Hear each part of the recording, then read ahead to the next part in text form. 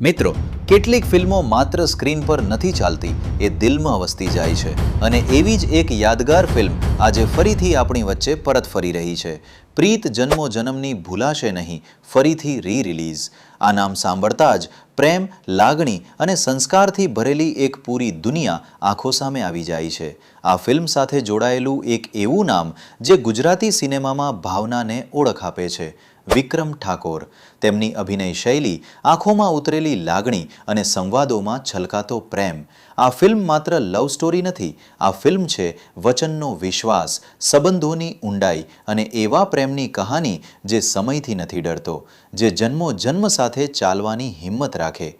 આજે પણ social media પર લોકો લખે છે, આ ફિલ્મ ફરી જોવી છે, એ સમય પાછો આવી જાય તો.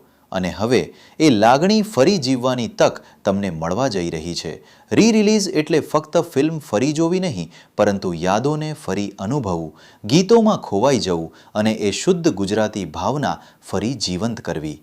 જો તમે આ ફિલ્મ પહેલેથી જોઈ છે, તો ફરી એકવાર દિલથી જુઓ અને જો નથી જોઈ, તો હવે ચૂકી જશો નહીં, કારણ કે કેટલીક પ્રેમ કહાનીઓ ક્યારેય ભૂલાતી નથી. પ્રીત જન્મો જન્મની ભૂલાશે નહીં.